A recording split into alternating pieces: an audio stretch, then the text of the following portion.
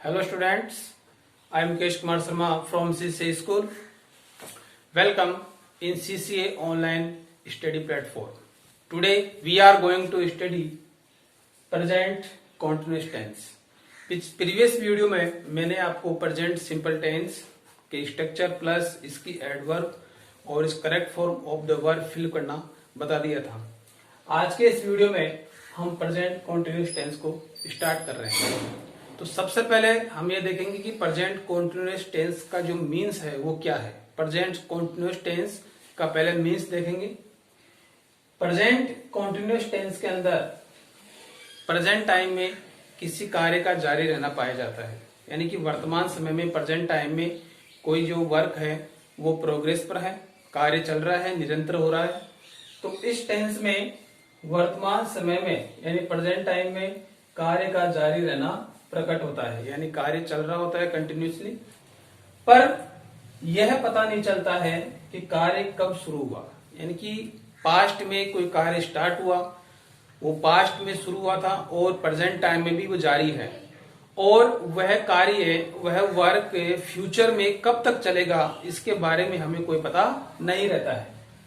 तो देखिए इस टेंस में वर्तमान समय में प्रेजेंट टाइम में कार्य का जारी रहना प्रकट होता है, पर पता नहीं चलता कि कार्य कब शुरू हुआ और कार्य कब समाप्त होगा। एग्जाम्पल के रूप में देखते हैं, जैसे राम एक किताब पढ़ रहा है। प्रेजेंट टाइम में जब बात कही जा रही है, जब मैं कह रहा हूं कि राम एक किताब पढ़ रहा है, जब बात कही जा रही है तो उसका वर्क जो है वो कार्य कंटिन्यूसली है, यानी कि वो कार्य जारी है। लेकिन राम ने भूतकाल में इस किताब को पढ़ने का कार्य कब शुरू किया इसका कोई पता नहीं है, और भविष्य में कब तक पढ़ता रहेगा इसके बारे में कोई पता नहीं है। तो कार्य कब शुरू हुआ और कार्य कब समाप्त होगा इसके बारे में हमें कोई जानकारी नहीं रहती है। जनरली हम जब इसको आइडेंटिफाई करते हैं, जिसको हम पहचानते हैं कि प्रेजेंट कॉन्टिन्यूस की पहचान कैसे करें। जैसे हमने प्रेजेंट सिंपल की पहचान की थी कि वाक्य के अंत में, सेंटेंस के अंत में ताहती आती है, तो इसमें देखिए पहचान वाक्य के अंत में, सेंटेंस के अंत में रहा है, रही है, रहे हैं, रहा हूं, ऐसे कुछ वर्ड्स आते हैं जिससे हम इसकी पहचान कर लेंगे कि ये प्रेजेंट कॉन्टिन्यूस टेंस है। अब इसके जो रूल्स होते हैं कि हम वाक्य का स्ट्रक्चर कैसे बनाएंगे, कौन से सब्जेक्ट के साथ कौन सी हेल्पिंग वर्ब हम यूज में लेंगे। तो देखिए सिंगुलर सब्जेक्ट यानी कि थर्ड पर्सन सिंगुलर जितने भी हैं उन सब के साथ आपको हेल्पिंग वर्ब इज कौन सी लगानी है, हेल्पिंग वर्ब इज लगानी है, प्लस मैन वर्ब की जो फर्स्ट फॉर्म है उसमें आईएनजी का यूज करना है। सेकंड देखिए आई सब्जेक्ट के साथ प्रेजेंट कॉन्टिन्यूस टेंस में आई सब्जेक्ट के साथ आपको हेल्पिंग वर्ब एम लगानी है, और वही मैन वर्ब की फर्स्ट फॉर्म में आईएनजी का यूज करना है।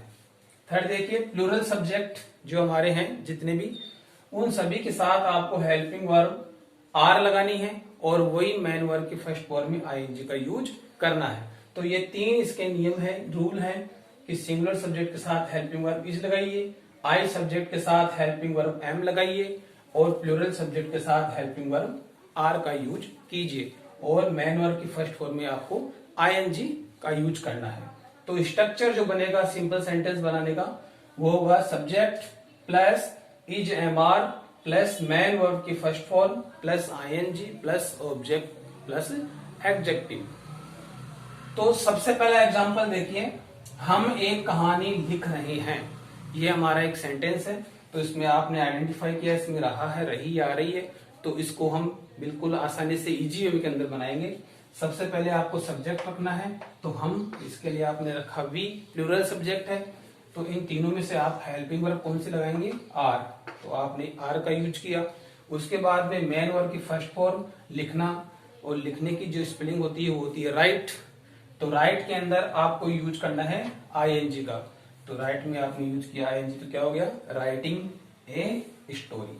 तो ये हमारा सेंटेंस कंप्लीट। ऐसे ही आप सेकंड देखिए, तुम मेरे साथ खेल रहे हो, तुम मेरे साथ खेल रहे हो, तो सब्जेक्ट क्या हो गया इसके अंदर आपका यू, ये प्लूरल सब्जेक्ट है, तो हेल्पिंग वर्ब आप लेंगे आर, इसका आपने यूज किया। उसके बाद में आप मैन वर्ब की फर्स्ट फॉर्म लगाएंगे, तो खेलना, तो खेलने की स्पेलिंग होती है प्ले, प्ले में क्या जोड़ना है आईएनजी, तो ये हो गया प्लेइंग, तो you are playing with me. General way के अंदर, बिल्कुल ही सिंपल वे के अंदर आप इजी सेंटेंस बना लेंगे। अब आता है आगे इसके नेगेटिव सेंटेंसेज या नकारात्मक वाक्य। तो आपको कुछ नहीं करना है, हेल्पिंग वर्ब जो आपकी दे रखी है उसके आगे आपको सिर्फ नोट का यूज करना है और वही सिंपल सेंटेंस आप बना लेंगे।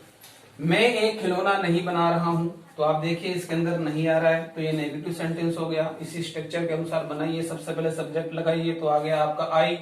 आई के साथ आपको हेल्पिंग वर्ब जो यूज में लेनी है वो है एम, तो आपने तीनों में से ले लिया एम। उसके बाद में आपने लगाया नोट, ये आपने यहाँ पे यूज कर दिया नोट का, तो आई एम नोट हो गया। अब बनाने की स्पेलिंग मैक, मैक में आपको आईएनजी का यूज करना है, तो हो गया मेकिंग ए टॉय। तो I am not making a toy, ये आपका नेगेटिव सेंटेंस कंप्लीट।